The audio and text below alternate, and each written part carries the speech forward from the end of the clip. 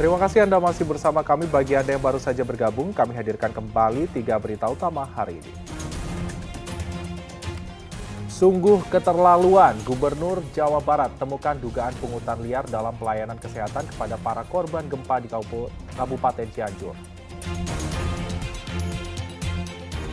Polres Kuningan tetapkan 2 santri senior sebagai tersangka kasus perundungan hingga menyebabkan tewasnya seorang santri junior meninggal dunia.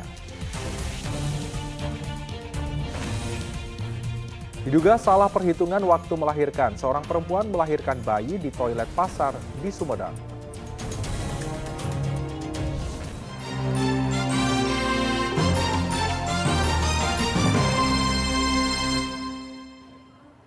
Kecelakaan maut mobil menabrak truk di depannya kembali terjadi di ruas jalan tol Cipularang Purwakarta. Kali ini kecelakaan merenggut nyawa seorang penumpang minibus. Bagian kiri mobil minibus sewaan yang mengantarkan 3 orang penumpang dari kota Cimahi menuju Bandara Soekarno-Hatta, Tangerang, Banten, rusak berat. Minibus menyeruduk sebuah truk di kilometer 86 ruas jalan tol Cipularang, sekitar wilayah Jatiluhur, Purwakarta, hari Kamis. Pengemudi minibus mengaku tak bisa mengendalikan kemudi karena mobilnya seperti tersapu angin dari samping hingga menabrak truk di depannya. Akibat kecelakaan, seorang penumpang yang duduk di samping sopir tewas. 2 penumpang yang ada di belakang mengalami luka-luka, sedangkan sopir minibus selamat. Kita ke informasi selanjutnya, Polres Kuningan akhirnya menetapkan 2 santri sebagai tersangka kasus perundungan hingga menyebabkan seorang santri meninggal dunia. Sedangkan 1 orang santri lainnya masih berstatus sebagai saksi.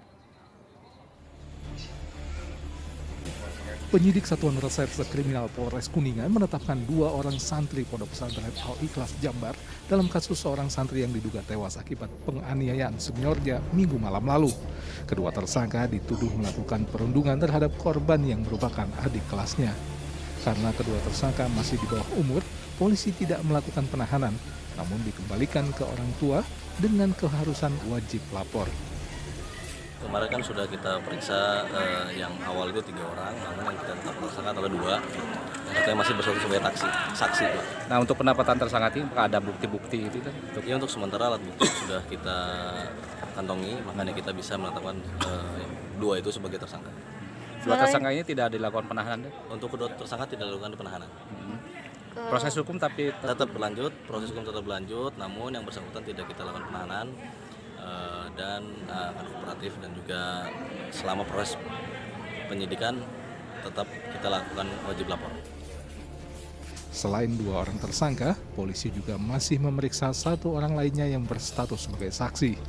Polisi menjerat kedua tersangka dengan pasal 80 junto pasal 76 Undang-Undang Nomor 35 Tahun 2014 tentang perlindungan anak dengan hukuman maksimal 15 tahun penjara dan denda 3 miliar rupiah. Awalnya dengar kabar katanya Seorang santri di Pondok Pesantren Al-Ikhlas Jambar Kuningan meninggal dunia Minggu malam lalu diduga setelah menjadi korban perundungan oleh 3 orang seniornya.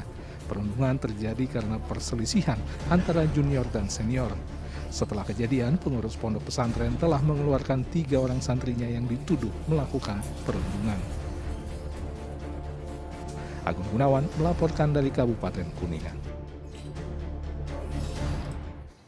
Tragedi susur sungai yang menewaskan 11 orang pramuka dari sebuah pesantren akhirnya dilimpahkan ke kejaksaan dan tersangka langsung ditahan.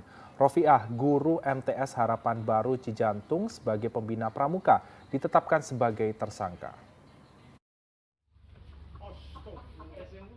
Setelah setahun lebih berlalu, kasus kegiatan susur Sungai Cileur yang menewaskan 11 siswa Madrasah Sanawiyah Harapan Baru, Kabupaten Ciamis, 15 Oktober 2021 lalu, kini memasuki babak baru.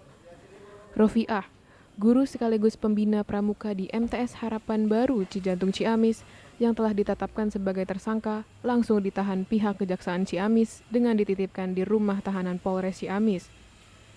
Rofiah dianggap lalai dalam melaksanakan kegiatan sehingga menyebabkan 11 muridnya meninggal dunia. Penetapan dan penahanan tersangka dalam kasus susur sungai berlangsung lama karena banyaknya saksi serta sulitnya mendapatkan saksi ahli tentang Sungai Cileur.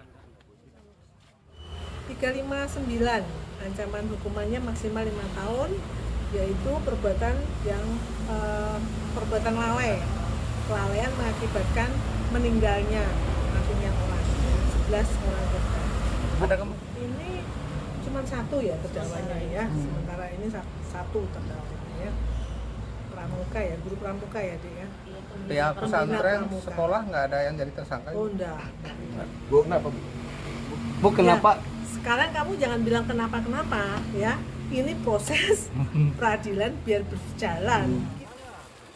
Pihak keluarga korban berharap ada keadilan bagi anak-anak mereka yang menjadi korban.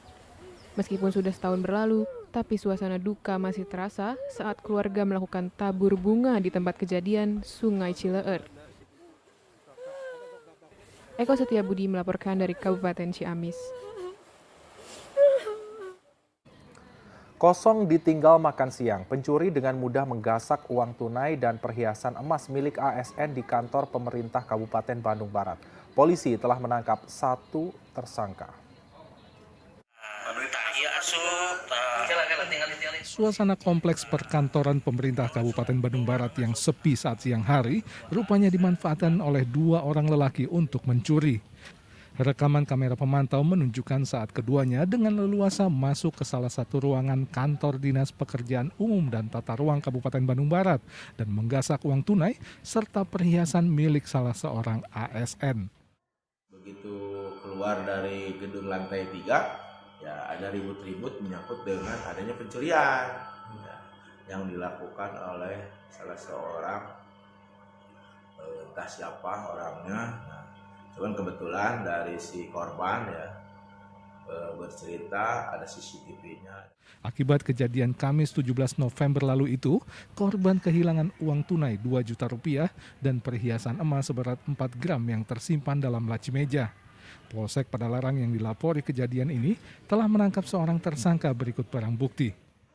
Alhamdulillah, pelaku sudah kita amankan di Polsek dan Polres Penyidikan dan saksi-saksi kita periksa, termasuk barang bukti sudah kita amankan di sana. Dan sekarang dalam proses penyidikan. Hingga saat ini belum diperoleh informasi mengenai identitas pencuri yang telah ditangkap polisi.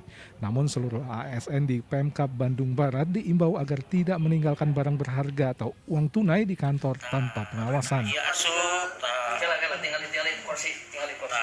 Muhammad Abbas melaporkan dari Kabupaten Bandung Barat.